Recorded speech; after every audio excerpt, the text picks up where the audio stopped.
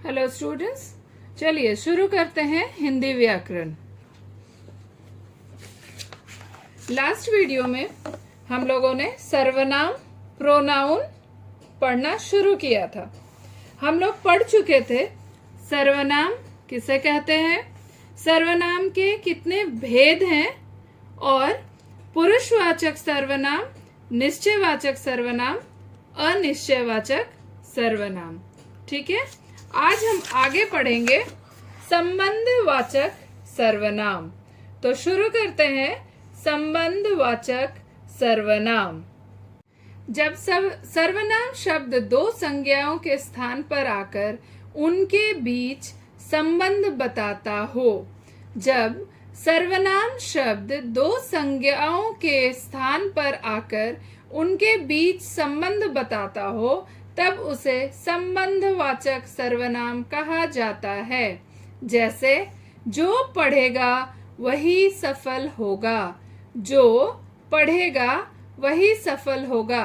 ये देखिए, जो मतलब किसी के बारे में बोला जा रहा है कि जो पढ़ेगा वही सफल होगा। तो दो संज्ञाओं के बीच में जब आता है, स्थान पर जब आता है, तब उसे संबंधवाचक सर्वनाम बोलते हैं। जिसने गहरे पानी में डुबकी लगाई वही मोती लाया, जिसने गहरे पानी में डुबकी लगाई वही मोती लाया। यहाँ जिसने, वही दोनों क्या है, संबंधवाचक सर्वनाम है। जो, वही, यहाँ ये दोनों शब्द भी संबंधवाचक सर्वनाम है। हम लोगों ने देखा जब सर्वनाम शब्द दो संज्ञाओं के स्थान पर आकर उनके बीच संबंध बताता हो तब उसे संबंधवाचक सर्वनाम कहा जाता है। फिर से देख लेंगे उदाहरण, जैसे जो पढ़ेगा वही सफल होगा, राम पढ़ेगा राम सफल होगा। दोनों राम संज्ञा होगा और उसके जगह में हम लोगों ने डाला जो, वही। तो ये दोनों शब्द क्या है, संबंधवाचक सर्वनाम बता रहे हैं। ठीक है बच्चों, आगे है प्रश्नवाचक सर्वनाम। कुछ जानने के लिए या प्रश्न पूछने के लिए जिस सर्वनाम शब्द का प्रयोग होता है उसे प्रश्नवाचक सर्वनाम कहा जाता है।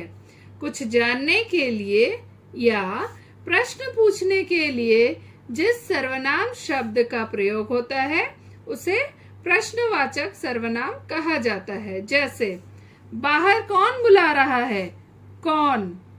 वह किसे बुला रहा है, किसे। कौन, किसे। ये क्या है, प्रश्नवाचक सर्वनाम है। कौन, किसे प्रश्नवाचक सर्वनाम है। ठीक है। निजवाचक सर्वनाम। जिन सर्वनाम शब्दों का प्रयोग कर्ता अपने लिए करता है उसे निजवाचक सर्वनाम कहा जाता है। जिन सर्वनाम शब्दों का प्रयोग कर्ता अपने लिए करता है उसे निजवाचक सर्वनाम कहा जाता है। जैसे मैं अपना काम स्वयं करता हूँ, मैं अपना काम स्वयं करता हूँ। उसने पूजा का सारा सामान अपने आप जुटाया, अपने आप जुटाया। यहाँ स्वयं, अपने आप, अपने लिए यूज किया गया है, प्रयोग किया गया है। तो वो दोनों शब्द क्या है, निजवाचक सर्वनाम है। ओके। कुछ प्रमुख सर्वनाम शब्दों के उदाहरण चलिए देख लेते हैं। सर्वनाम भेद।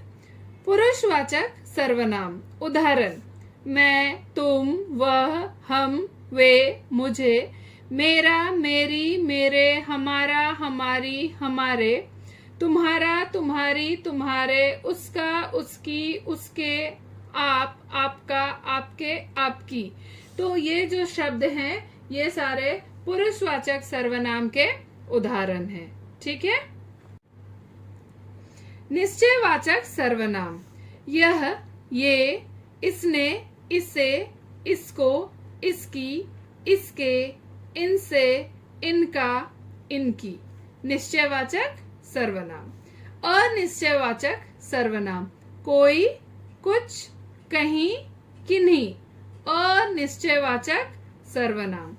अब देखेंगे संबंधवाचक सर्वनाम, जो, सो, जिसको, जिसका, जिसकी, जिसके, वही, जैसा, वैसा।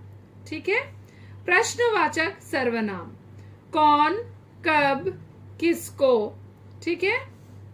निजवाचक सर्वनाम, अपने आप, स्वयं, खुद। हम लोगों ने अभी कुछ प्रमुख सर्वनाम शब्दों के उदाहरण देखे हैं। अभी आपको क्या करना है, पूरी पाठ को बहुत अच्छे तरह से आप पढ़िए और समझिए। हम अभ्यास नेक्स्ट वीडियो में करेंगे। तब तक के लिए अपना ध्यान रखिए और पढ़ते रहिए। धन्यवाद।